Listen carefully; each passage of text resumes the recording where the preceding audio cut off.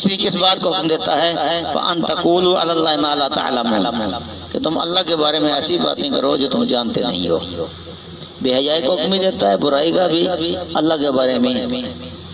کیسے مثال کر؟ اللہ جی وہ تو کائنات کا نور ہے، یہ ہر طرف اللہ ہی نظر آتا ہے۔ اللہ کے بارے میں ایسی باتیں کرنی جی ہر چیز میں جدھر دیکھتا ہوں ادھر تو ہی تو ہے، چاند تاروں میں تو، مرغ زاروں میں تو ہے خدایا، جس نے تیری حقیقت کو پایا، ہر چیز میں تو ہی تو ہے۔ یا اللہ تو جی ہر جگہ ہے۔ ایسی باتیں جس کو صحابہ نے نہیں کہا، جس کو قرآن نے بیان نہیں کیا، جس کو ہمارے اسلاف نے بیان نہیں کیا، وہ کہنا جی اللہ تو ہر جگہ ہے۔ اچھا اللہ ہر جگہ ہے تو دعا کے لیے ہاتھ کہاں اٹھاتے ہو؟ اس کو موبائلات بنا لو، کبھی یوں کبھی یوں کبھی یوں، ہر طرف جو اللہ تعالیٰ ہے۔ اللہ اوپر آسمان پر ہے۔ پھر اللہ کی صفتیں،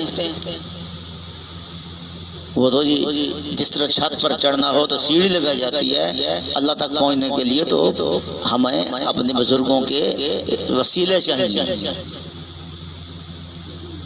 پھر اللہ کی صفتیں، اس میں اپنی مرضی کی تبدیلیاں اور مثالیں پیش کرنا۔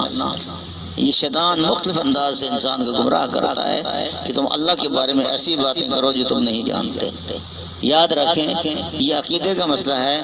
اللہ کے بارے میں اپنی زبان سے وہ جملے کہنے ہیں جو اللہ کی شان کے لائق ہیں، اپنی مرضی سے اللہ کی صفتوں کا انکار نہیں کرنا، اپنی مرضی سے اللہ کی صفتیں خود بیان نہیں کرنی، کیونکہ لیسا کمثلہ شیء وہو السمیع البصیر، اس کی مثال تو کچھ بھی نہیں ہے، لہذا اللہ کی مثالیں بیان نہیں کرنی۔ تو شیطان یہ چاہتا ہے کہ تم اللہ کے بارے میں بھی ایسی باتیں کرو جو تم نہیں جانتے۔